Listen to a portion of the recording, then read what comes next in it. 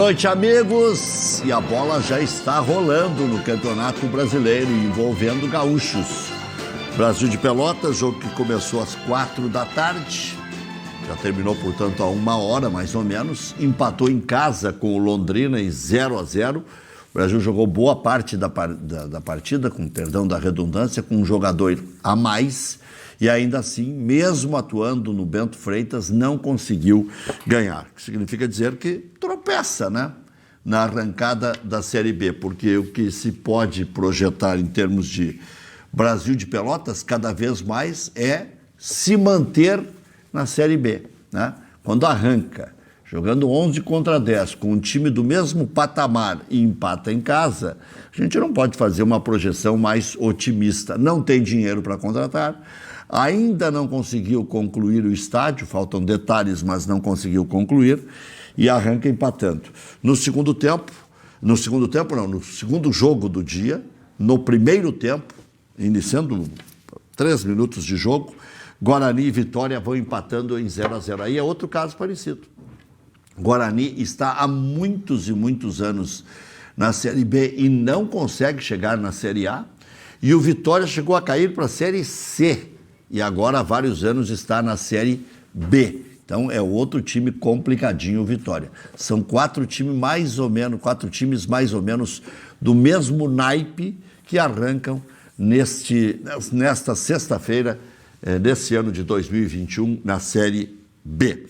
Ainda teremos hoje, às 9h30 da noite, o Náutico contra o CSA. Eu não vou fazer as mesmas frases que eu fiz a respeito dos outros 2 jogos, mas poderia repetir exatamente a mesma coisa. Vila Nova e Botafogo, coitado do Botafogo, né? Se jogando a Série A já estava complicadíssimo para o Botafogo, com uma dívida de 1 bilhão. Imaginem um time que não tem estádio próprio, paga aluguel, né? Barato, mas paga para a Prefeitura do Rio de Janeiro, né? Não tem praticamente mais onde fazer produção de atletas, né? Não tem outras dependências, enfim, muitas dificuldades. Vai virar um SA, né? Porque agora vai ter a opção de se tornar SA de forma oficial, já estava mesmo que não fosse totalmente aprovada pelo Congresso Nacional, já indo para esse caminho. O Botafogo vai virar uma SA e seja o que Deus quiser, né? Daqueles que pode quebrar, né?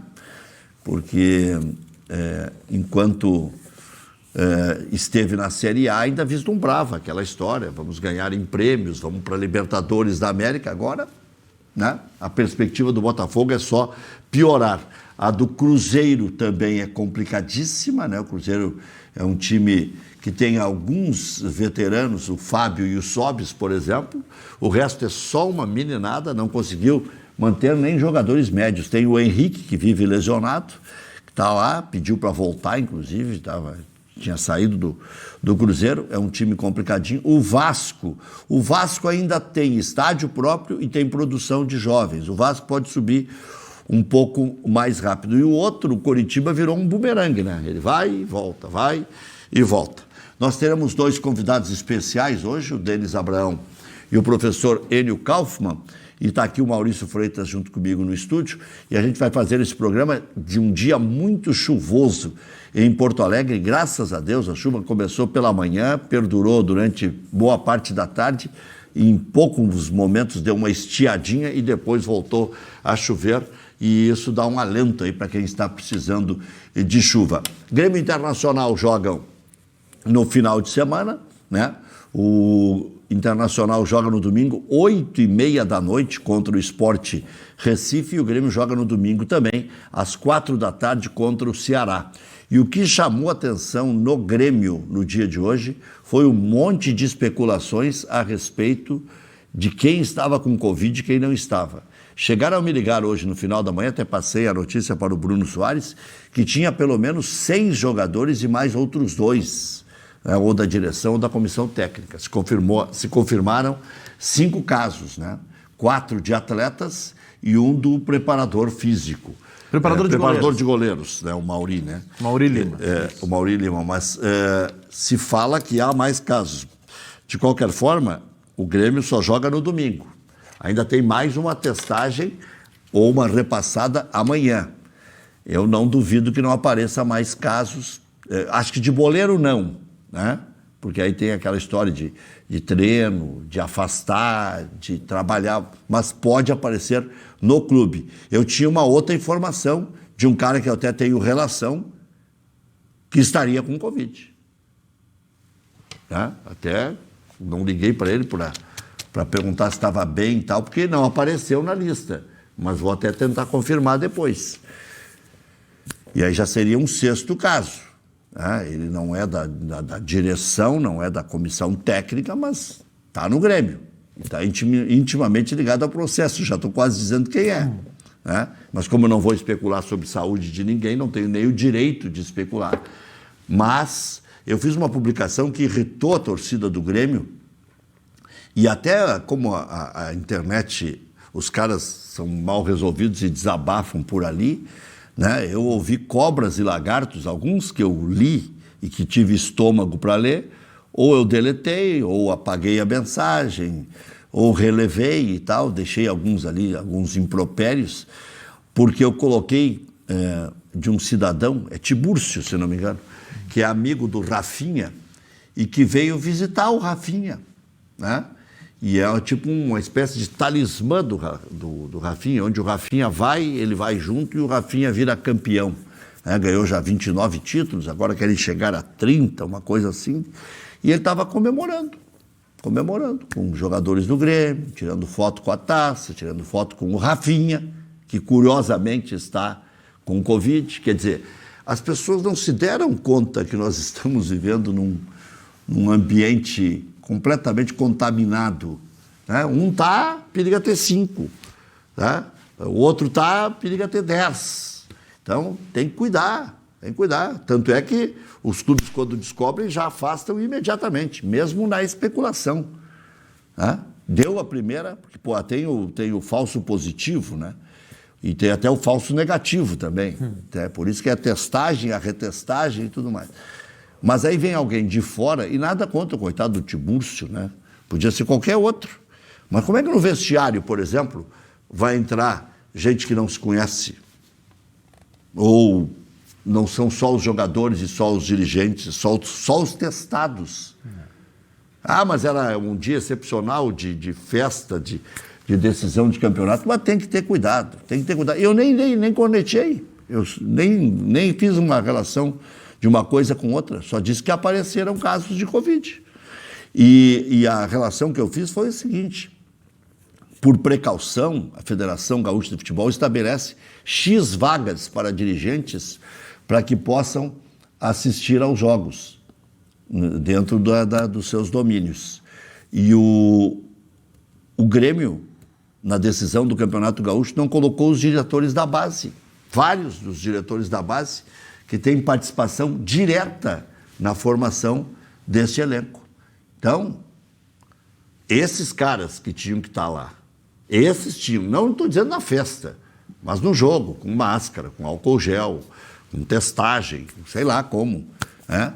Mas aí foram preteridos em relação a outros convidados. Um convidado do Rafinha é mais importante que um diretor da base do Grêmio? Será que os caras que me disseram aquele monte de impropérios ontem na internet, hoje caiu a ficha deles de que jornalista é jornalista? Eu não estou ali só para babar ovo do Renato, do Abel, do Grêmio, do Internacional, não. Eu tentei fazer uma leitura, né, de como que esse rapaz vai estar junto com o Rafinha na comemoração do título em época de pandemia. É de se pensar, né? Uma outra coisa que o Neto disse e que pode parecer o maior dos maiores absurdos, porque a gente lida com o Grêmio Internacional todos os dias e tem que dizer não dizendo. E foi o que eu fiz. Eu disse não dizendo a respeito do Tyson e do Douglas Costa. É dentro de campo que eles vão dizer que foi um bom ou mau investimento. Não é na marra. Não é. O que o Neto disse. O Douglas Costa não joga há 3 anos. Ele exagerou, né? Jogou bem até a Copa do Mundo, por exemplo, faz 3 anos. Faz exatamente 3 anos. Mas não é mentira que ele quase não jogou nos últimos tempos no Bayern e não jogou na Juventus. Um bom período, afastado por contusões. É igual a história do Danilo Fernandes, quando surgiu aquela especulação de que ele poderia ir para o Grêmio. O Grêmio já tinha 3 veteranos, ia ter mais 4, né? Não tinha contratado o Vanderlei ainda, tinha 2 veteranos, tinha o Paulo Vitor e o Júlio César. E aí depois contratou o Vanderlei porque não conseguiu contratar o Danilo Fernandes, porque o Inter acabou renovando seu contrato. No final do ano passado eu disse, para que ter 2 goleiros do mesmo tamanho e o Danilo Fernandes vive lesionado? Hoje o terceiro goleiro do Internacional é o Vitor Hugo, porque o Danilo Fernandes não consegue jogar. O titular é o Lomba, contestadíssimo. O reserva não correspondeu à expectativa, o Daniel. E o terceiro goleiro, né? O Inter não contrata outro, não tem que ir jogando com o Lomba porque o Daniel foi testado e não correspondeu. Poderia colocar o terceiro, mas daí teria que ver se esse rapaz é o mesmo fenômeno do Breno, que parecia jogo de boliche, né? Derrubou 3 numa vez só. Né? E o Grêmio não tinha renovado o contrato dele, né? Teve que pagar no mínimo o dobro do que pretendia pagar, porque quando ele era 4º goleiro, o Grêmio deixou esgotar todo o prazo. Quase que ele saiu de graça. Se o Rogério Brown quisesse aumentar a bronca que o Grêmio já tem com ele, da época do Wallace, ele tirava de graça do Grêmio.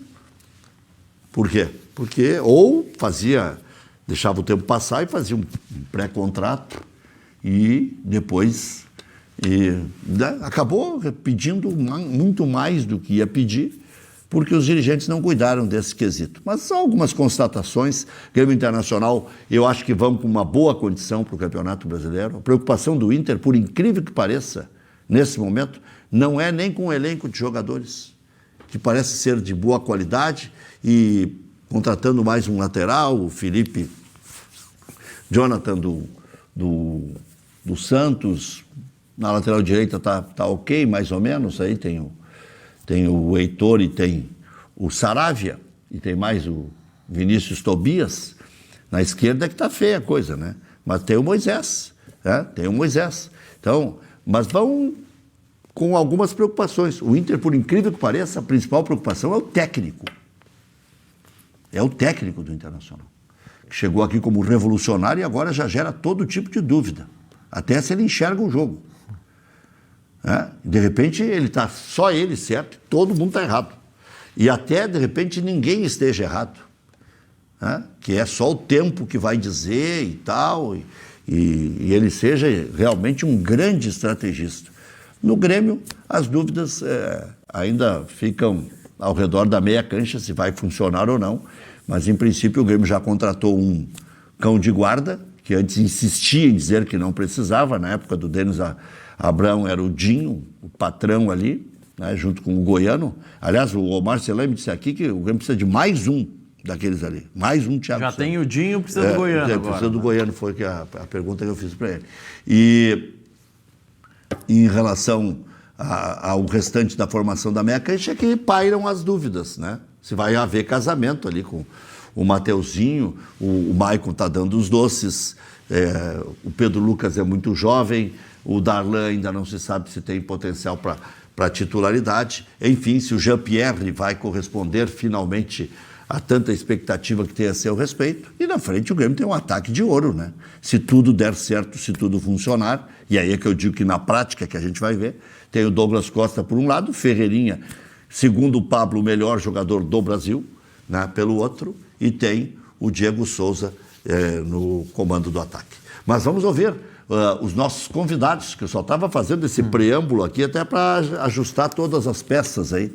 Diga, Maurício. Só para informar, na Série B, no jogo que você relatou que está em andamento, Soares abriu o placar para o Vitória. Vitória 1, Guarani 0, jogo em São Paulo, no interior de São Paulo. Aí é bom. Então o Vitória está arrancando bem. Sobre o Douglas Costa, alguns números disso, que o Neto falou e tudo mais. Na temporada 17-18, que é pré-Copa do Mundo, ele joga na Série A, vamos pegar só o Campeonato Nacional, 31 jogos, na Série A italiana pela Juventus. No ano seguinte, temporada 18-19, que é pós-Copa, ele joga 17 partidas no Campeonato Nacional. Na temporada 19-20, ele joga 23 jogos no Campeonato Nacional. Considerando que tem 30 e poucos jogos como aquele, ele está jogando mais ou menos a metade dos jogos da competição nacional. E na temporada 20-21, que é a temporada atual, já no Bayern, ele jogou só 11 partidas no Campeonato Nacional. Então mostra que está tendo dificuldades em ter uma grande sequência nestas competições que são as mais longas. É óbvio que é bom contratar um grande jogador, não é, Denis Abraão? Boa noite, Rec. Boa noite. Boa noite, Maurício. Professor, meus respeitos. Vamos ver. Professor Enio. Então deixa eu cumprimentar o professor, já que você fez referência aí. Tudo bem, professor? Boa noite, Rec. Boa noite. Dele, prazer estar no contigo. Sempre botar o caderno ver o Rec com as mesmas dúvidas que eu. O professor deu um cortezinho que o outro aí, enquanto a gente ajusta, a gente continua com o Denis. Denis, siga no teu arrazoado inicial aí, já fez a saudação, o professor também já apareceu ali, bonitão como sempre, professor, né? Tu sabe disso. O professor está sempre bem na foto. Sempre bem na foto, é isso aí. Grande professor, é um privilégio participar do programa com ele. E contigo, Rec, com o Maurício, sempre. Tá. Uma pena, você tem me procurado aí, mas eu tenho viajado muito, tenho tido felizmente tenho tido muitas oportunidades de trabalho fora. Tá muito bom, não dá para se queixar de nada. Aliás, hoje tive um probleminha com o meu carro, deixei na Eurolândia e ficou nota 10. O Fabinho lá da Eurolândia me deixou, beleza. Um abraço, Fabinho. Passado esse problema, agora concordo plenamente com o Omar. Aliás, o Omar sabe muito de futebol. O Grêmio precisa de mais um, mas esse mais um não tem que contratar. Mais um está em casa. Fernando Henrique. Vamos testar essa gurizada. Já deu provas suficientemente para todos nós que a categoria de base do Grêmio é uma fábrica. Fabrica jogadores atrás de jogadores todos os dias. Todos os dias fabrica jogadores. Então não tem por que se preocupar em contratar. Eu acho que já contratou até demais. Tem que investir na base. A base do Grêmio é um case mundial. Eu tenho orgulho de dizer isso. Não sou diretor da base, não fui diretor de base. Na década de 90, apoiei muitas categorias de base enquanto vice-presidente do Grêmio.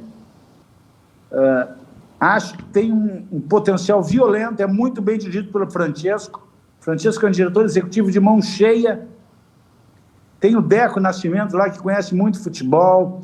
Tem eu não vou citar todos, tem o Schmidt, tem o meu amigo da Zezé. Ferrari. Gente boa pra caramba, o Ferrari, exatamente. Então, o trabalho é muito bem feito nas categorias de base. Agora chega de contratar. Vamos investir na nossa base, vamos acreditar na nossa base, que é ali que nós vamos colher frutos. Chega de contratar. Eu acho que nós já contratamos demais.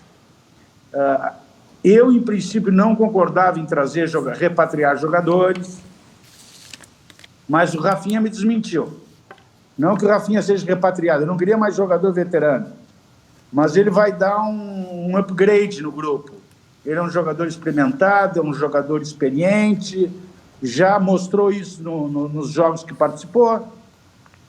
Pena que ele foi expulso no Grenal, um lance que não precisava ter sido expulso ninguém. Eu queria que fosse 11 contra 11, o jogo está bom para nós, apesar de ter uma pessoa do outro lado lá, do co-irmão, que achava que o jogo está bom para ele.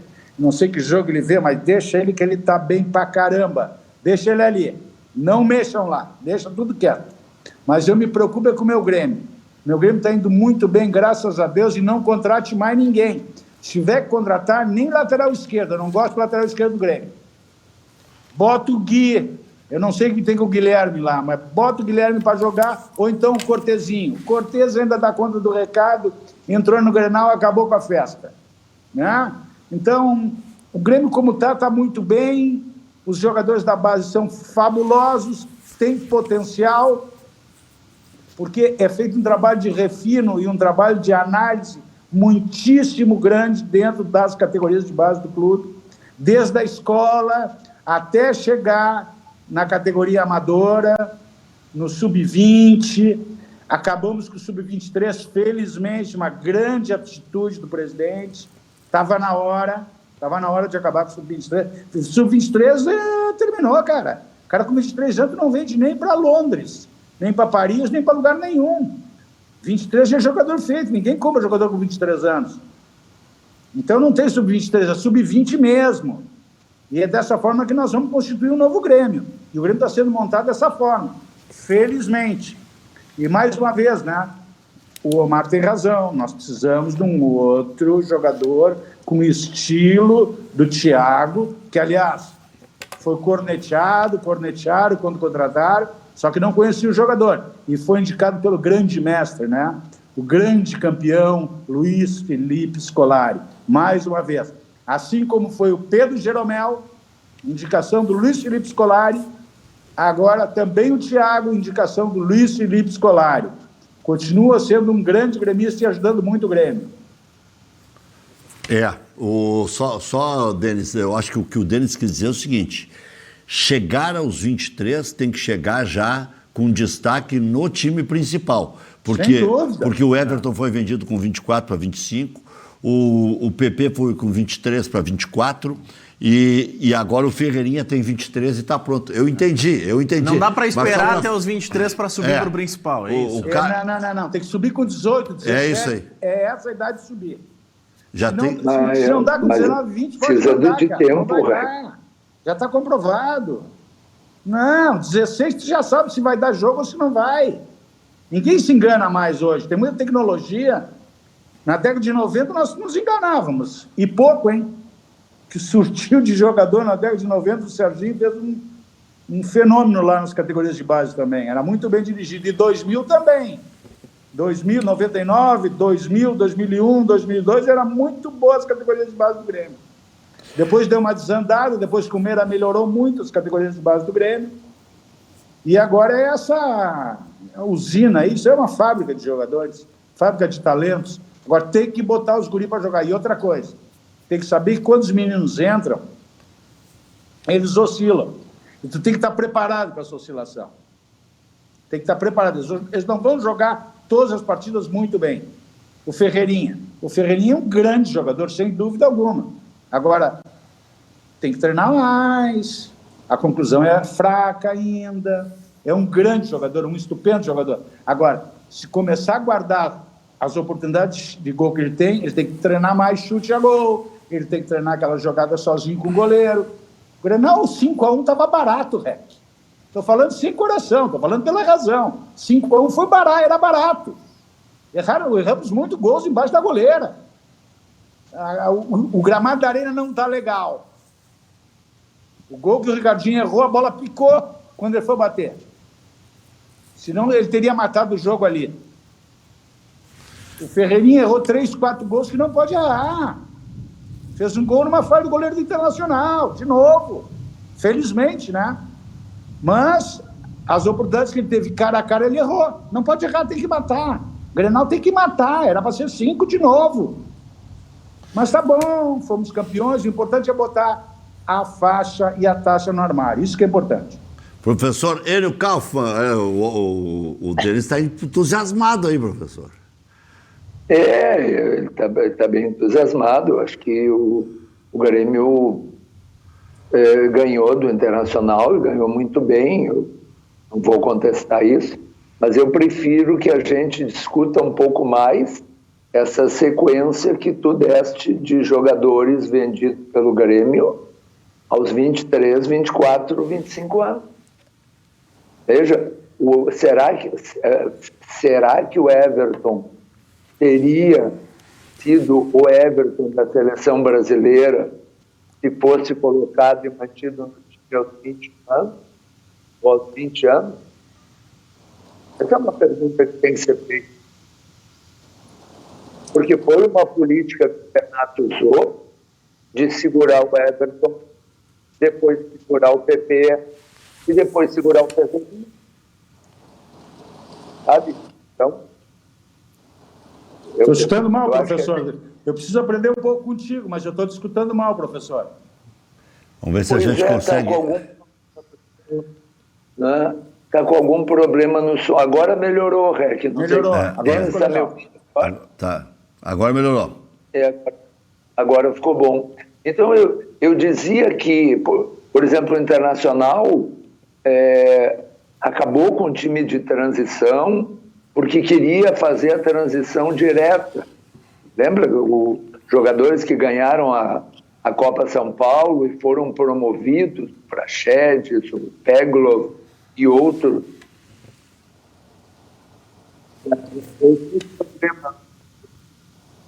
Professor, quantos anos tem o Yuri, professor? Hã? Quantos anos tem o Yuri, professor? O Yuri... Não, ele é novinho. Eu estou querendo falar uma outra coisa. Eu não estou dizendo que não tem jogadores que com 19, 20 anos eles já estão prontos e podem jogar dentro. O que eu estou querendo dizer é que tu vê uma oscilação de maneiras de dirigir. O Internacional acaba de contratar um grande especialista em categorias de base, vindo do River Plate, em que na primeira entrevista ele disse que a maioria dos jogadores com 20 anos não estão prontos, precisam mais de 2 anos. Então, o que eu estou querendo dizer é que existem casos e casos. Não dá para ter uma regra só. Muito difícil. O Grêmio lançou promessa com 17 anos, que era o Lincoln, e queimou o menino. O menino acabou não vingando o jogador. Talvez se ficar até os 20 anos nas categorias de base, é muito. Vamos fazer o seguinte, nós vamos fazer um intervalo comercial, vamos arredondar tudo aqui e voltar com uma melhor qualidade de som. Não houve prejuízo no conteúdo, deu para entender o que o professor disse. Não, mas eu não estou conseguindo entender, professor, eu gostaria de... Exatamente. Eu não estou escutando direito, não, exatamente para a gente arredondar e poder fazer um debate aqui, que até nós vamos fazer um intervalo. O professor sabe muito, eu tenho que continuar aprendendo com ele, né, tia? Isso. Eu estou aqui na manha do ganso só, né? Isso, vamos fazer o intervalo e a gente volta arredondando os ponteiros. A gente refez os contatos aí, refez as conexões para ver se melhoramos e que eles possam conversar entre si, o Denis Abrão e o professor Enio Kaufmann. O professor estava dizendo, Denis, só para eu recuperar e o professor não precisar repetir, para brifar para você falar, que, por exemplo, ele deu uma situação que foi concreta no Grêmio. Ele citou o Lincoln, que o Grêmio lançou aos 16, no afã de até substituir o Douglas, e foi o Filipão, o mestre Filipão, e o próprio Yuri Mamute, e não amadureceram o suficiente para dar a resposta no profissional. E os outros... Em Lincoln, o Lincoln está sendo negociado com o Porto hoje e vai pintar mais um dinheirinho para o Grêmio aí. Está pintando mais um dinheirinho para o Grêmio. Nessa fábrica que você falava aí. Então, o que o professor quis dizer é que, às vezes, dá a coincidência de um Yuri Alberto estar pronto aos 19 e 20. Às vezes, Pepe, Everton, Pedro Rocha e até o próprio Ferreirinha amadurecem mais tarde, pelo que eu compreendi. Mais ou menos isso, né, professor? Eu acho que é difícil fixar uma regra. Ficou bom. Nesse sentido tem razão, o professor tem razão. O professor tem razão, é difícil fixar uma regra. Agora, com a capacitação, com a análise diária, com as observações feitas no cotidiano, com a estratégia adotada pelas categorias de base do Grêmio que eu conheço, de não disputar jogos amadores e jogar campeonatos na Europa e fora do país, para pegar a experiência dessa meninada. Eu acho que a gente pode colher os frutos antecipadamente. O Everton foi 23, 24, é verdade. O PP foi 23, é verdade. Mas há quanto tempo eles estavam no profissional? Há mais de 3 anos, todos eles. O Ferreirinha teve uma lesão gravíssima.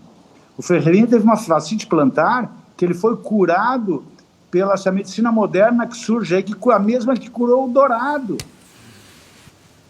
O Ferreirinha estava no Aimoré com fascite plantar. Aí tem um médico gaúcho que curou o Dourado e que curou o Ferreirinha. Com células tronco, né? Eu não sei. Professor, aí o senhor sabe mais do que eu. Esse assunto aí eu sou leigo. Medicina não é, apesar de ter uma filha médica que me dá um orgulho violento, tá até escrevendo um livro, eu estou extremamente orgulhoso dela, é uma doutora fantástica, infelizmente não mora mais em Porto Alegre, mora no Rio de Janeiro, fez a especialização dela, eu adoro a medicina, estou gratificado, mas não é minha praia, doutor. Medicina não é minha praia é gestão. Pai babão é outra coisa. É outra coisa. É bom, né, professor? É bom, né, professor? É muito bom. É isso aí, querido. Privilégio poder participar de um programa contigo, meu professor. Professor, o senhor dizia que o senhor tinha as mesmas preocupações e análises que eu fazia, porque eu fiz uma análise por parte do Grêmio e uma análise por parte do Internacional. O Denis já abordou aí a parte do Grêmio, entendendo mesmo que o Grêmio deva ter mais marcadores na meia cancha, inclusive. E o Internacional, o técnico, seria o centro das atenções agora para cima ou para baixo? Eu acho que ele tem que fazer o óbvio já na arrancada do campeonato. Eu acho que a direção do Internacional, antes de tudo, tem que se decidir. Houve uma entrevista do vice-presidente Dani Dubin, depois do jogo,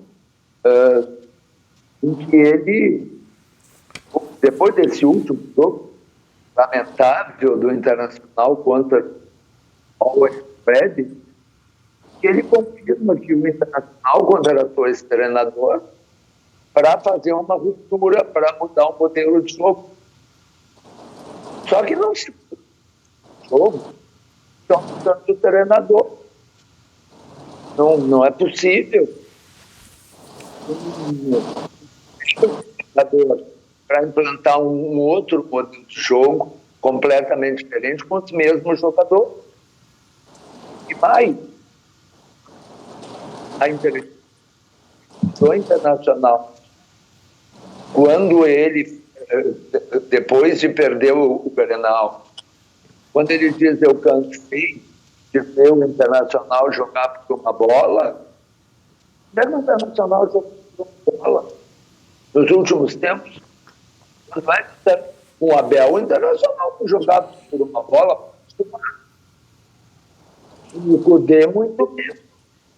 O Cudê, o Internacional jogava por uma bola.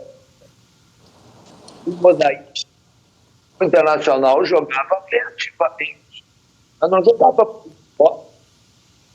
Não é aquele modelo que o Renato uma vez implantou no Grêmio e que tu tanto criticava. Não? Infelizmente a nossa conexão está muito ruim e como a gente, o professor tem e o professor tem um belo conteúdo. O professor sabe mas muito.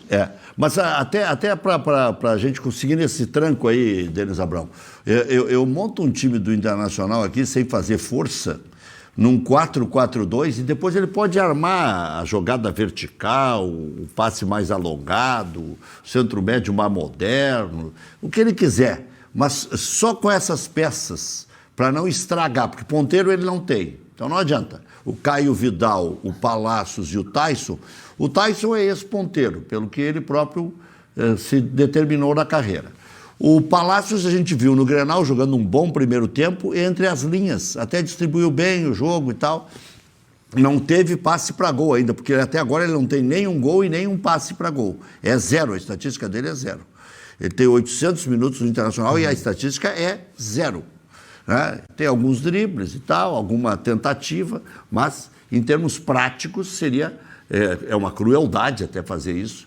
Né? Eu fiz essa publicação na internet e já me chamaram de bandido, mas é zero.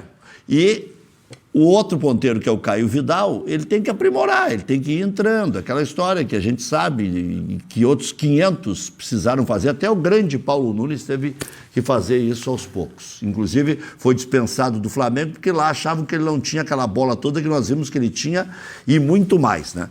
Mas aí o Inter não tem outra saída. Os dois laterais é o que tem, Saravia e Moisés. Zagueiros são os que tem, Cuesta e Lucas Ribeiro. Então não tem nem como errar, porque é só o que tem. O resto é tudo invenção. Goleiro é só o que tem. Mesmo com problemas é o Lomba, porque o reserva foi testado, não correspondeu. O outro está lesionado, para variar. Na meia cancha, tem 3 jogadores que vêm desde a época do Odair que tem que jogar. Até porque, senão, cria um mau ambiente no clube, no time, porque são líderes de grupo.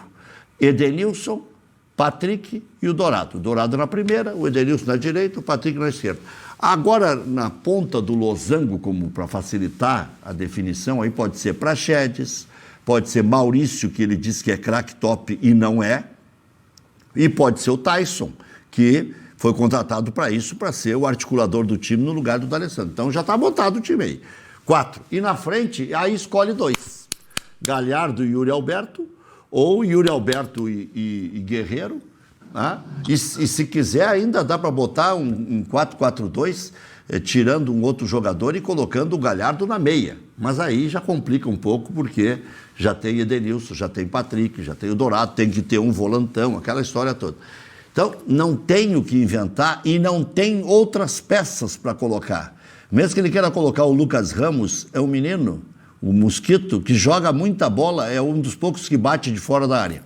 O Bosquilha, se ele quisesse colocar, porque acha que tem mais vitalidade, mais força, mais chegada, mais chute do que o Patrick, está lesionado, não tem como botar. Então, se ele fizer só o óbvio ululante, ele já melhora e ganha do esporte. Mas eu tenho dúvidas, porque o óbvio não satisfaz nem a ele e nem aos dirigentes citados há pouco aí pelo professor Enio, que foram ditos aí pelo presidente do Internacional e pelo vice Dani Dubin, como esses jogadores têm que se adaptar ao técnico e não o técnico aos jogadores. Porque eles contrataram um técnico para mudar o que era feito. Só que, às vezes, o que era feito era o que dava para fazer. E parece que isso está se comprovando. Né? Mais ou menos isso, né? Mas o Grêmio vai bem, obrigado. E o time do Grêmio, pelo que você falou aí, você colocaria mais um marcador e tiraria, então, um articulador. Aí você tem que escolher. Vou te dar a opção. Matheus Henrique ou Jean-Pierre. Ou Darlan, dois desses aí tem que sair. E na frente você vai jogar, claro, com o Douglas Costa de um lado, o Ferreirinha do outro, e o Diego Souza. Ou, eu estou querendo ser adivinho demais aí do teu pensamento, Denis Abrão. O Diego Souza é um fenômeno, cara. O Diego Souza, para mim, renovo agora com ele. Se eu sou dirigente, eu renovo agora. Fica mais um ano aqui, Diego. Se não é para jogar, é para ensinar. Tá entendendo? Porque é um cara... É um grande jogador de futebol, ele é jogador de futebol. Aonde tu botar, ele vai jogar, ele sabe jogar bola. Né? Eu acho que esses conceitos, Rec, os caras querem modernizar o futebol, usando jargões, usando nomenclaturas diferenciadas, vamos atacar pelos flancos, entrar em facão, fazer um 4-4-6-2. Rec, não mudou nada do nosso tempo. Nosso tempo, que eu digo, 20 anos atrás, não mudou nada, cara. O jogador tem que ter duas valências, força e velocidade. Logicamente, tem que ter qualidade. Mas começa com essas invenções de ocupação de espaço, de ganhar pela lateralidade, fazer a jogada na diagonal. Putz, você é mais velho que a caspa, cara. Só que antes não era dito. E agora então, se fala nisso. Aquilo que se falava intramuros, está se falando extramuros. Então, ganhou uma conotação, denotaram um momento específico para esse tipo de formação, que não tem nada a ver. É a mesma coisa. Tem que saber jogar futebol. O futebol teve algumas mudanças? Teve algumas mudançazinhas aqui, ali, acolá. Eu me lembro que em 2001 o Tite inventou o 3-5-2. Inventou não, né? Criou o 3-5-2. Aliás, tremenda competência. Para os técnicos da seleção brasileira, com jogadores, ele se adaptou ao que tinha no momento. O treinador é isso, ele tem que se adaptar aos jogadores que ele tem no plantel. Se pedir um ou outro jogador, vá lá. Agora, pedir mais 2, 3 jogadores, vamos parar com esse negócio. Quem sabe do clube é a direção. O treinador é contratado para trabalhar com o que tem em casa. E se não tiver ali no elenco principal, vai na base procurar, que na base vai encontrar. Principalmente dentro do Grêmio. Porque eu posso falar do Grêmio, eu não posso falar dos outros clubes que eu não conheço. O trabalho feito na base do Grêmio há muitos anos, eu te diria assim, desde a escola, é um trabalho diferente, é um trabalho diferenciado. Agora o Romildo fez uma concentração, fez um hotel, que é um fato marcante na história do Grêmio. Isso aí nós vamos colher frutos ad eternum, felizmente, né? Então, quer dizer, não tem como dar errado. Se tu constrói, se tu planeja, se tu organiza, tu controla, tu comanda, tu dirige, o resultado só pode ser um. E é o resultado que nós estamos colhendo. Aí tu vai me perguntar, tu acredita no Grêmio no Campeonato Brasileiro? Olha, parece que amanhã tem 3 ou 4 jogadores, domingo, tem 3 ou 4 jogadores que não poderão jogar. Pô, se o Diego Souza não puder jogar, se o Ferreirinha não puder jogar, já fica complicado, né, Rec? Jogar com o Ceará lá sem o Ferreirinho, sem o Diego. O Diego e é um não fenômeno. pode. Ele faz gol. Ele joga futebol, ele sabe jogar futebol. Está com 35 anos, está pesado. Eu acho que ele nunca teve tão gordo que ele está. Mas ele desequilibra. Ele sabe jogar futebol, Rec. Jogador de futebol tem que saber jogar futebol. Tem que ter força física? Tem que ter força física. Tem que ter velocidade? Tem que ter velocidade. Agora, se não tiver se não tiver a maneira de saber fazer, de não ser um matador, de guardar, de fazer um encosto, de chegar por trás, de se antecipar, não adianta nada. E o Diego Souza é tudo isso. Aí tem um monte de jogador com um monte de grife, bababá e bababá. O Diego Souza chegou aqui sem nenhuma grife. Mas por quê? Porque sabe jogar futebol. E é isso que precisa. Jogador de futebol tem que jogar futebol. E o Diego Souza, apesar dos 35 anos, ou 34, ou 33, não interessa, está gordo, tá? Mas é o titular do Grêmio e tomara a Deus que continue no Grêmio por mais um ano para ensinar esse forte, bonito, sarado, a fazer gol, coisa que ele sabe fazer, a se posicionar dentro da área. Casualmente a bola cai no pé dele, Rec. Casualmente, Maurício. A bola cai no pé do Diego Souza, ou vem na cabeça do Diego Souza, ou toca nele e entra, ou ele está bem colocado e pifa alguém. Por quê? Porque ele sabe jogar futebol, ele tem qualidade. Aliás, no mundo moderno hoje, essa palavra qualidade também é moderna, mas é uma coisa mais antiga que a caspa também, né? Só que enfatizam a qualidade como se fosse alguma novidade. Então, felizmente, o Grêmio está no caminho certo, acredito no Grêmio, faz um belo trabalho. O Marcos Herrmann está brilhante, está perfeito. No Grenal ele deu uma demonstração assim, de tranquilidade, amaciou o vestiário, deu uma conotação diferenciada. Estou muito satisfeito com o meu Grêmio. Bom, a propósito, só para a gente passar a régua aí, já constatamos aqui o problema técnico e um de cada vez vai dar certinho, então professor, vamos usar um pouquinho o Denis Abraão e depois fazemos a segunda parte com o Colorado aí. Agora, Denis, em termos de futuro, tem alguém pronto para substituir o presidente diante de tudo isso que você já colocou, excelência nas divisões de base, aprimoramento patrimonial? O Grêmio, quando eu digo aprimoramento patrimonial, o Grêmio fez uma coisa diferenciada, diferente, diferenciada e necessária. Você vê alguém pronto para assumir, e esse alguém pode ser Oderich, Herrmann, o Biderman. Esse alguém está nesse contexto já? Eu teria que fazer, eu não gostaria de responder afirmativamente, eu gostaria de fazer um comentário anterior a uma decisão, a uma definição.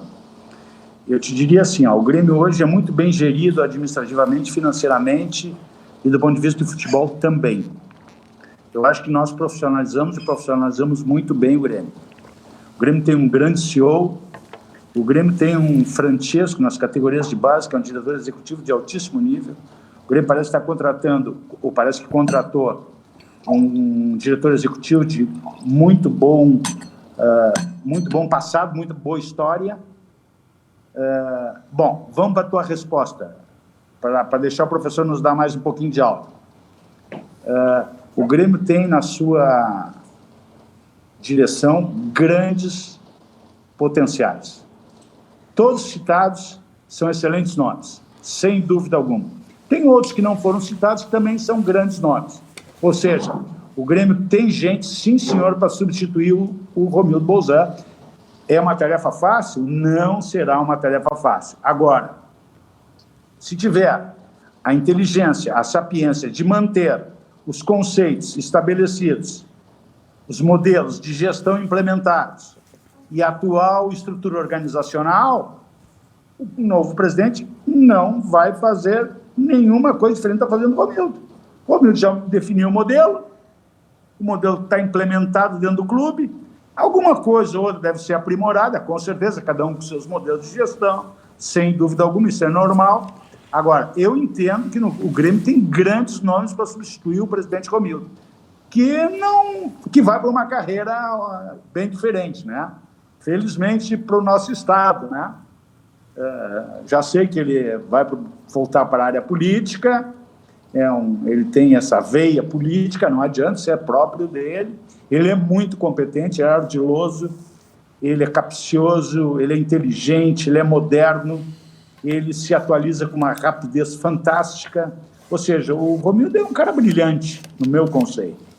Assim como o Romildo, nós temos vários nomes, todos citados são grandes nomes para ser presidente do Grêmio, sucedendo o presidente Romildo Bolzan. Valeu, Denis. Um grande abraço, até a próxima. Um abraço grande para o professor, vou continuar escutando vocês aí, Rec, um abraço para ti e para o Maurício. Professor, vou te escutar agora para aprender mais um pouco. Um grande abraço, boa noite a todos. O professor está vendo em casa o programa e vem na sequência aí, às vezes dá isso num aparelho e aí não se consegue colocar os dois no ar ao mesmo tempo e por isso houve um prejuízo aí para o debate, né? E também não estava conectando bem com o outro, ia ficar um prejuízo de qualquer forma. Então assim a gente faz uma coisa estanque, falamos bem de Internacional na sequência. Só um detalhe a respeito do que disse o Denis Abraão. O presidente Romildo, mesmo que se afaste, aí não haverá eleição. Aí será o Adalberto Praz, que é o mais velho, se não me engano, do Conselho de Administração. Não, é que não. O Estatuto do Grêmio não diz isso. O quê? O Estatuto do Grêmio diz que o sucessor do presidente... O Grêmio estaria em excelentes mãos se fosse o Adalberto Praz, sem dúvida alguma. É um grande nome, é uma liderança fantástica, então... é um grande vice-presidente, tem serviços prestados para o Grêmio, mas olha, nada a opor, só que o novo presidente do Grêmio, na vacância do presidente, é o sócio mais antigo. O sócio mais antigo chama-se Duda Kreff. Então, quem substituirá o Romildo na sua ausência será o Duda Kreff, salvo o melhor juízo. Não é o mais velho, mas o mais antigo. Então, eu entendi completamente errado. Eu achei que era o mais velho em idade. Então, é o mais velho é o mais velho como associado do clube. Então seria um... Bom, mas de qualquer forma não haverá eleição. Porque a pergunta que eu fiz era sobre a eleição. Não haverá eleição até o final do mandato do sim, 2022. Sim. E em 2022, em outubro, haverá eleição, sim. Ou aclamação, né? Ou aclamação, vamos aclamar. Podemos aclamar também, né? Sim, mas aí está certa a tua análise, aí não tem problema nenhum. Porque a análise do deles foi no pós-Romildo, e o pós-Romildo virá só pós-Duda Kreff. É isso. Então valeu, Denis. Só aproveitar, Rec, que o Denis segue conosco, até porque foi assunto aos montes nas redes sociais. O que o Conselho pode fazer para consertar essa história do Filipão, que foi citado para ir para a Calçada da Fama, depois não foi? Não, peraí, só um pouquinho. Vamos fazer justiça nisso aí. Primeiro, nós temos... Eu fui presidente dessa comissão até um ano atrás, eu não sei quando é que mudaram, só sei que mudaram, não sei quando foi mudado, e foi mudado legalmente, tá certo? Eu era presidente dessa comissão, tinha mais 4 componentes da comissão, da Calçada da Fama, e, de acordo com o estatuto, as pessoas, os conselheiros, indicam nomes, né, do que eu entendo seriam capitães de equipes campeãs de títulos nacionais e internacionais. Enquanto eu, presidente dessa comissão, o Maicon teve a situação de colocar os seus pés na Calçada da Fama por ter sido capitão do time campeão da Libertadores de América. Agora surgiram mais algumas alternativas que eu não sei porquê. O Filipão não foi barrado Absolutamente não. Não foi barrado o Filipão. É que o Filipão continua trabalhando como treinador de futebol. O Filipão, mais cedo ou mais tarde, por méritos dele, vai colocar os pés na calçada. O Filipão tinha que colocar mais do que o pé, né? O Filipão fez história no Grêmio. O Filipão é um cara fantástico. O Filipão ensinou todos nós. O Filipão foi campeão de tudo. O Filipão até campeão do mundo como treinador de seleção brasileira. Esse cara é indiscutivelmente um grande treinador. E ele vai botar os pés na calçada da fama hoje ou amanhã. Só que, neste momento, de acordo com as premissas estabelecidas no regulamento da calçada da fama, pessoas em atividade não podem participar. Aí vocês vão me dizer, e o Arce? O Arce está sendo indicado como jogador de futebol, não como treinador. Até porque treinador do Grêmio... Não, o erro não é esse, Denis. O erro é especular o nome do Filipão e aparecer um veto por causa do estatuto. Então não mas não pode levantar o nome do Filipão. Isso é igual uma vez queriam botar o Falcão como cidadão de Porto Alegre e algum idiota lá, porque tinha que ser unanimidade, vetou o nome do Falcão. Então não fala no Filipão. Não pode vetar o nome do Falcão. Mas é por isso que não pode especular o Filipão. Futebol. Sim. Não, mas na época era para cidadão de Porto Alegre. Tá, mas o que eu quero dizer é o seguinte, não levanta o nome do Filipão. Filipão, como disse o Omar ontem, aqui tem que estar noutra prateleira. Mas pois eu concordo. O Renato não virou estátua? O Filipão deveria ser também, eu concordo com o Omar mais uma vez. Só que é o seguinte, não é deliberado pelo clube, e sim por um grupo de conselheiros. E esse grupo de conselheiros indicou o Filipão. Então não conhece o estatuto? Não conhecia o estatuto. Outra coisa, o presidente Cacalo não pode ser factível de voto. Isso é uma lenda do Grêmio. O Dr. Luiz Carlos Silveira Martins não pode estar sujeito a voto. Vai estar sujeito e vai ser eleito. Nós estamos trabalhando para ser eleito. Ele é um dos candidatos à calçada da fama. Agora tu imagina, Rec, um cara que dedicou 25 anos para o clube, foi campeão de tudo. Não, isso não existe, né, cara? Mas são os casuísmos, são as regras, são as normas, é a transparência, é a governança, são todos esses aspectos de modernismo. Só que a gente tem que facultar o direito de pessoas da grandeza, do tamanho, do Luiz Carlos Silveira Martins, o maior, se não o maior, um dos maiores dirigentes da história do Grêmio. Foi tudo, foi diretor de Relações Públicas, diretor de administração, vice-presidente de administração, o advogado, vice-presidente de futebol, presidente. O que mais que o Cacá não precisa ser para botar os pés na calçada da fama? O Cacá é a própria fama, cara. Por favor. É isso aí, perfeito. Agora nos entendemos 100%. Valeu, Denis. Agora sim, vou te liberar. Um abração. Abraço, professor. Tchau. Abraço, Rec. Abraço, Maurício. Só para entender, no mesmo aparelho que está o Denis é que vai entrar o professor. Por isso que eu estou liberando o Denis, porque senão podia ficar conosco até o final. Já voltamos. 7h58. Hoje eu não vou dar essa temperatura, essa pegadinha aqui do estúdio. Ontem eu embarquei nessa aí, porque é cacuete, o cara olha a temperatura e divulga. Né? Tava 14, 15 graus lá fora e eu dando 20 e tantos aqui. Hoje eu não vou cair nessa pegadinha. 16 graus lá fora. 16, então aí sim. Aí dá só 8 graus de diferença, não é muito. Olha aqui, ó, Grêmio confirmou o resultado positivo para a Covid-19 de Rafinha, Ferreirinha, Diego Souza, Luiz Fernando e o preparador de goleiros, o Mauri Lima. Sem Rafinha, Wanderson entra no time, Léo Chu, o mais cotado para substituir Ferreirinha, e Ricardinho deve entrar no lugar do Diego Souza. Quer dizer, não tem improvisação, pelo menos, né? No meio, dúvida entre Maicon, Darlan e Jean-Pierre. Desses três, só joga um, né? É Thiago Santos. Não, o Mateuzinho também não joga. O Mateuzinho também está na seleção. O Matheus Henrique está ou não está na seleção? Porque está no time aqui. Agora eu é que me atrapalhei todo, né? E o goleiro Breno, Wanderson, Jeromel Kahneman, ou Juan e Diogo Barbosa, Thiago Santos, Matheus Henrique, Maicon, Jean ou Darlan, Léo Pereira e Léo Chu com o Ricardinho. Então não é desta feita que Matheus Henrique e Breno vão desfalcar o Grêmio. Eu ouvi alguém falar isso aí e fiquei com isso na cabeça. Juan recebeu sondagens do futebol europeu, mas já abriu negociações para renovar com o tricolor.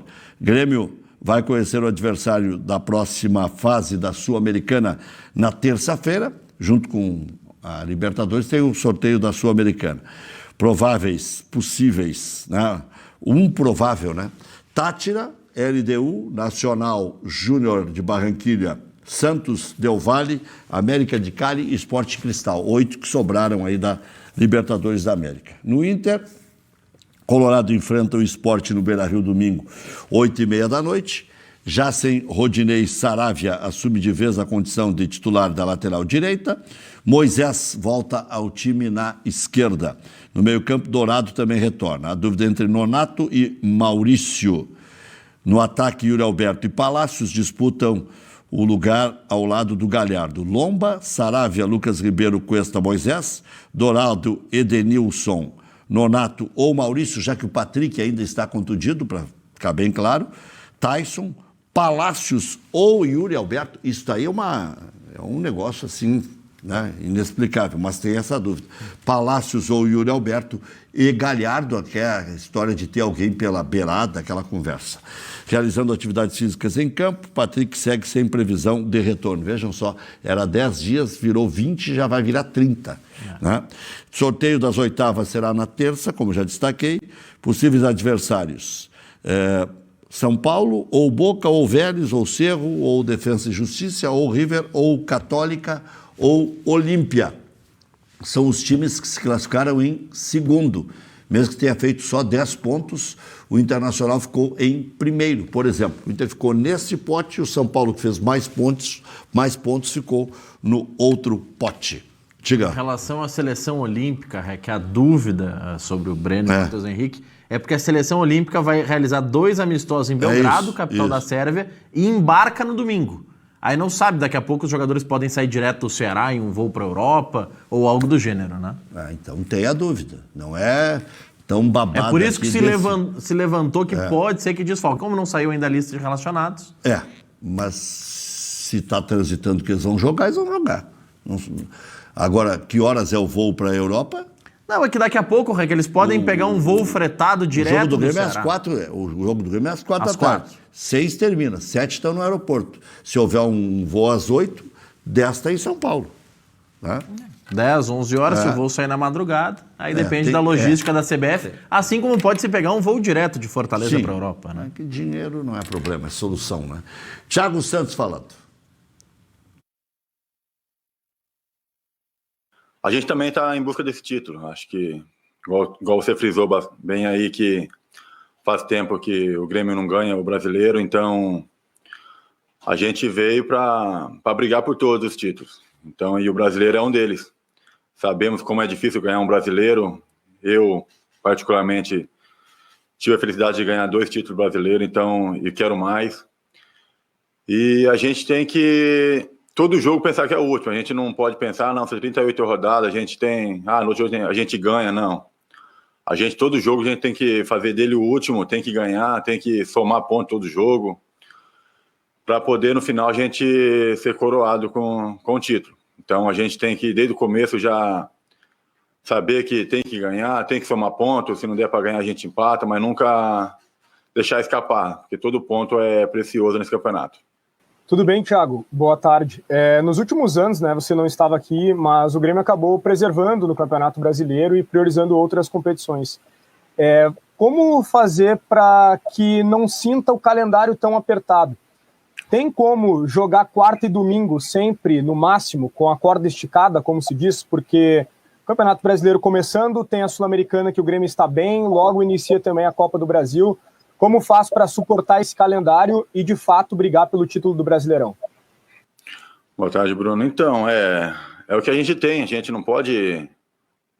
Não tem o que fazer. A gente tem que estar disponível ali dentro do campo para que, quando o Thiago precisar, a gente poder jogar. Eu acho que ele vai usar o que ele tem de melhor. Eu tenho certeza que ele... Se ele tiver que poupar algum ou outro, é normal, mas temos jogadores para entrar e dar conta do recado.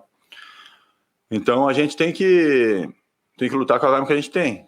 Se tiver que jogar quarta e domingo, a gente joga quarta e domingo, quarta e sábado. Então eu acho que a gente tem que estar disponível, somos pagos para isso, a gente está aqui para trabalhar e eu estou aí, estou à disposição, tenho certeza que todos os companheiros também estão. Claro que o calendário é bastante apertado, mas não é só para a gente. Acho que se você tem um calendário apertado é porque você está bem nas competições e a gente está lutando para isso, para estar bem em todas as competições. Eu tenho certeza que quem entrar dentro de campo vai dar conta do recado e vamos buscar todas essas competições aí. Muito bem, tá aí a palavra do Thiago Santos, consolidadíssimo como titular do Grêmio. Já voltamos. 8h08, vamos conversar com o professor Enio Kaufmann para continuar aquela análise que estávamos fazendo. E como eu disse, não houve nem prejuízo, porque até era mais a respeito de um assunto do Grêmio e a tese de lançar ou não lançar o jogador, em que momento lançar, né? Porque cada um tem o seu amadurecimento no seu tempo. Tem jogador com 18 que é ótimo e tem jogador que com 18 joga mais ou menos, com 23 vai ficar no ponto, como foi o caso do Everton, que chegou a ser reserva do Fernandinho, né? Mas por isso que eu defendo tanto que exista o time de transição, exatamente para que não se percam esses garotos que vão demorar mais tempo.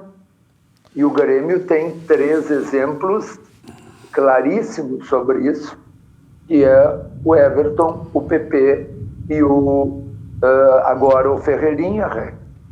Então, a minha ideia é que se um jogador furar a fila, se um jogador for capaz de passar, de com 19, 20 anos já entrar no time, melhor. Agora, isso não é a regra, isso é exceção. Tu não pode te preparar para a exceção. Olha o que aconteceu no Internacional, cara.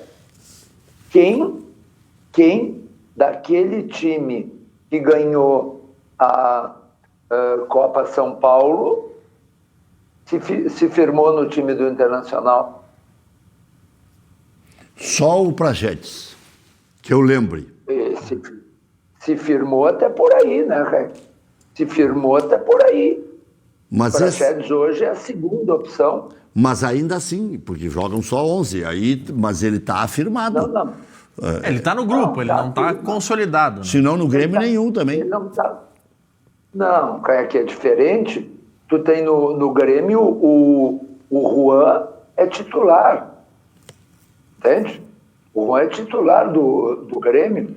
Por exemplo, para citar um, o Wanderson só não é titular do Grêmio hoje porque o Grêmio resolveu contratar o Rafinha por pressão do Renato, que o presidente nem queria. E por que o presidente não queria? Porque tinha o Wanderson pronto para jogar. Entende? O Mateuzinho é titular do Grêmio, indiscutível. O Jean-Pierre, se não tivesse os seus problemas pessoais, que ninguém descobriu ainda qual seria o titular do Grêmio. É diferente, o Praxedes é uma bela promessa. Mas o Grêmio está indo para o lado do Internacional. O Grêmio está deixando cada vez menor o time de transição.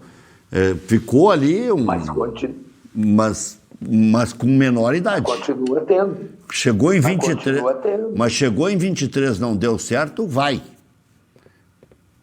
Bom, mas chegou em 23, mas aí tem os 3 anos para os quais 90% dos jogadores precisam. Tá, mas, professor, não é melhor jogar no Cuiabá e ser o destaque do campeonato mato-grossense, como foi o Guilherme Pato, e jogar mais vezes como titular até? Mas é que tu não pode emprestar todo mundo, Alguns tu tem que deixar amadurecendo no próprio clube. Eu acho boa a política de emprestar, muitas vezes é bom, mas agora tem que aproveitar. Por que não estão aproveitando esse goleiro do Internacional que foi emprestado para o Sport? Me ajuda com o nome, Para o Sport? Bem altão. O Carlos Miguel? Problema... Carlos Miguel. Ele jogou no Boa, né? Ele foi para o Santa Cruz e depois no Boa. Mas ele tem algum outro problema. Porque... Pois é. Mas... E a gente precisa saber qual é, porque Qualidade técnica ele tem. Não sei. O que eu ouvi é que ele era bom pegador de pênaltis, mas que embaixo dos paus não era tão. No jogo em si, não era tão bom assim. A gente tem uma amostragem pequena, tudo bem. Mas, de qualquer maneira, o Internacional precisa de um goleiro. Né?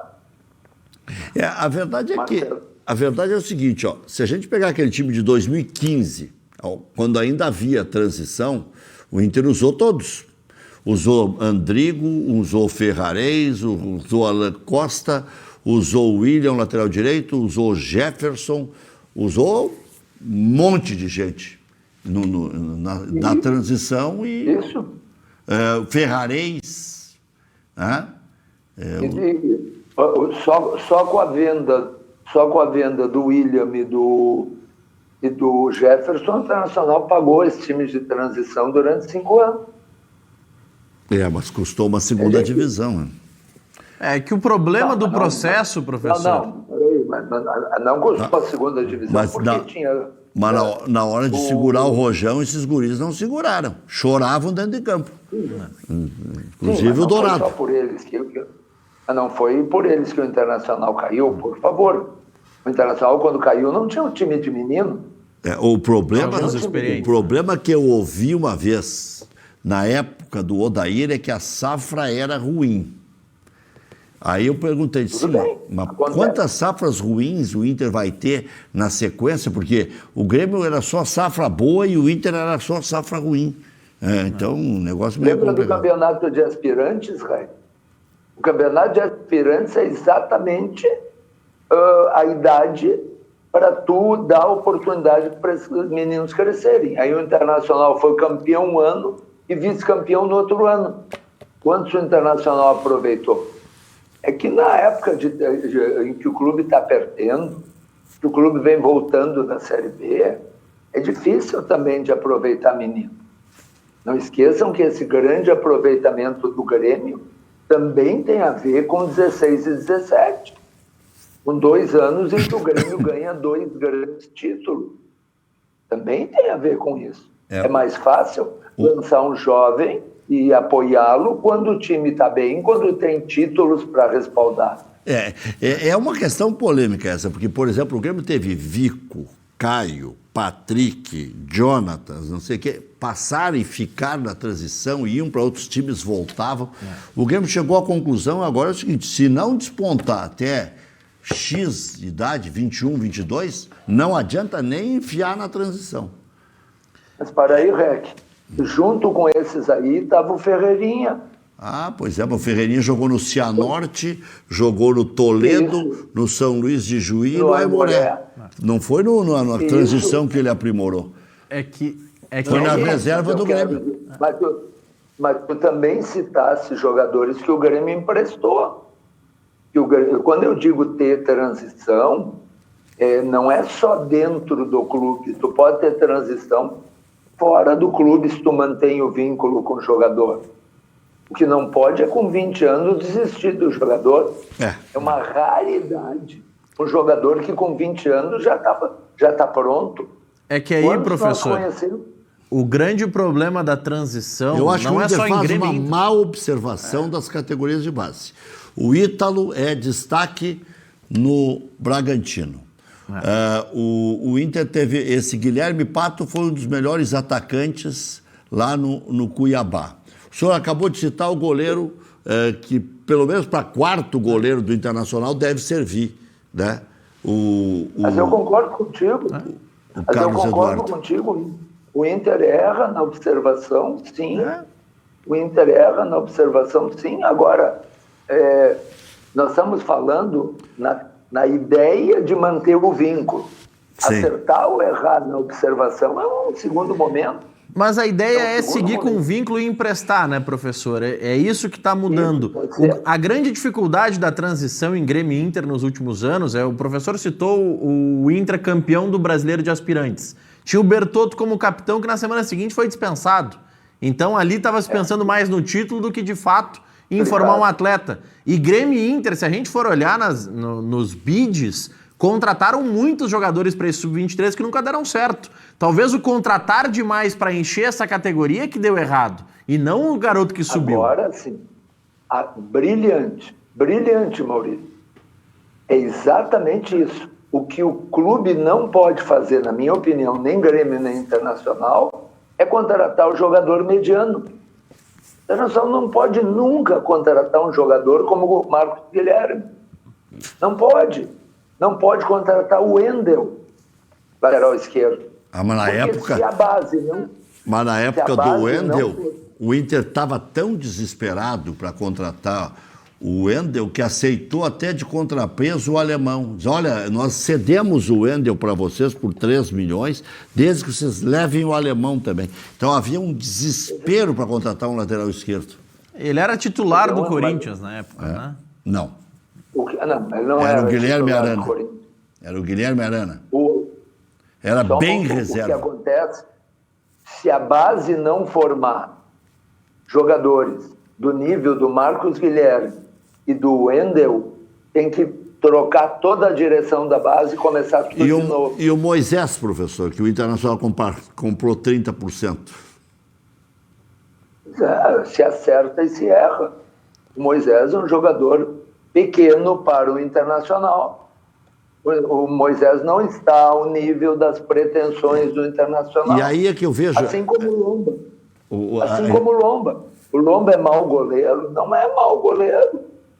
Inclusive, ele tem uma qualidade que talvez ele seja um dos melhores do Brasil, que é no 1 contra 1.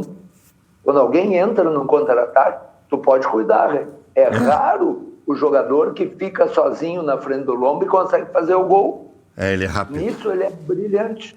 Ele é brilhante. Agora, embaixo dos paus, vídeo Grenal, né?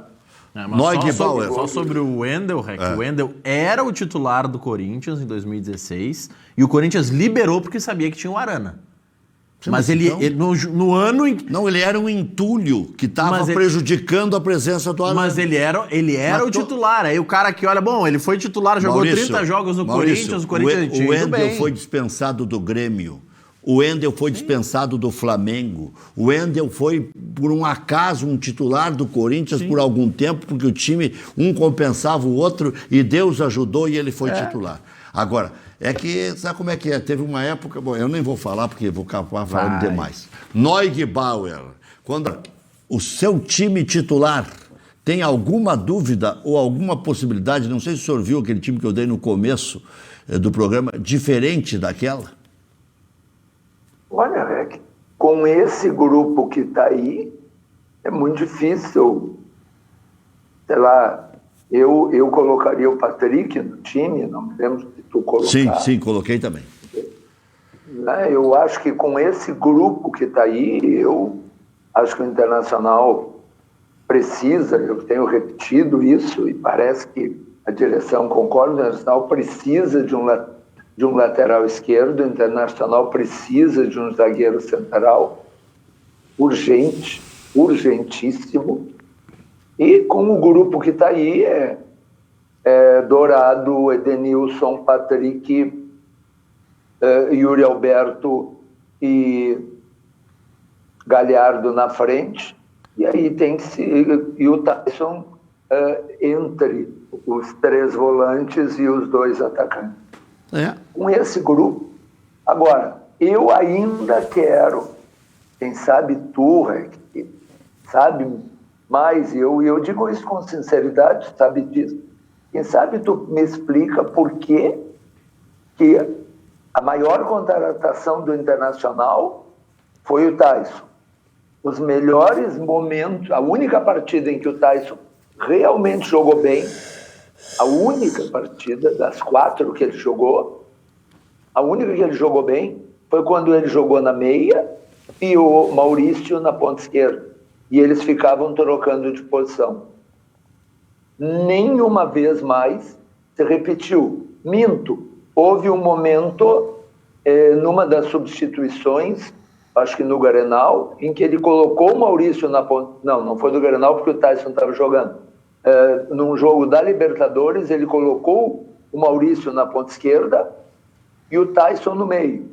E aí, quando eles começaram a melhorar, o time começou a melhorar, e ele põe o Praxedes na ponta esquerda e tira o Maurício dali, põe lá no meio, no lugar do Edenilson. E acaba com essa melhora do Tyson. Por que isso, Ré? Ele tem dificuldade de fazer a leitura do jogo, né?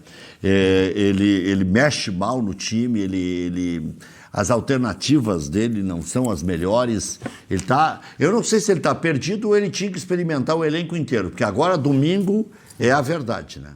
Domingo ele vai botar. Por que no mesmo jogo tu colocou o Maurício na ponta esquerda? Faz 10 minutos que tu colocou o Maurício na ponta esquerda. Mas deixa o rapaz jogar um pouco. Não, aí ele tira ele da ponta esquerda e põe para o meio e põe o Praxedes na ponta esquerda. Eu acho que... Isso, dentro do mesmo jogo, ele faz várias mudanças de função do jogador. E aí se atrapalha. Vamos ouvir um minutinho do Galhardo. Uma equipe ainda mais forte, né? Os jogadores voltando de recuperação das lesões, as contratações, o estilo de jogo do professor Miguel ganhando corpo, né? Ganhando tempo de trabalho. Acho que o Inter entra muito forte para mais uma vez para poder nós juntos conquistarmos nossos objetivos que almejamos para a temporada. Olha, é um adversário muito difícil. Na verdade, o Campeonato Brasileiro não tem jogo fácil, independentemente de jogar em casa ou fora. É um adversário no qual ano passado nos venceu aqui até numa reta final, uma briga por título. Então entrar bem ligado, bem preparado para que a gente possa começar com o pé direito, porque nós sabemos que todos os pontos no final que a gente acaba deixando pelo caminho fazem falta, e principalmente se tratando dos jogos em casa onde o Inter é muito forte. Tem a melhor média de mandante na época dos pontos corridos, a gente tem que manter isso, cada vez conseguir aumentar a porcentagem como mandante, né? Jogando em casa nós somos muito fortes, nós temos que continuar com esse aproveitamento. Professor, um grande abraço, professor. Um abraço, Rec, prazer em participar mais uma vez do Cadeira Cativa. É isso aí. Mandei uma boa notícia pelo WhatsApp. Mandei uma boa notícia. Sempre Dá uma boas, olhada lá depois. sempre boas notícias são bem-vindas. Valeu, professor. Um grande abraço. Valeu, Maurício. Até segunda-feira, né? Vá com calma no final de semana aí. Vamos ver?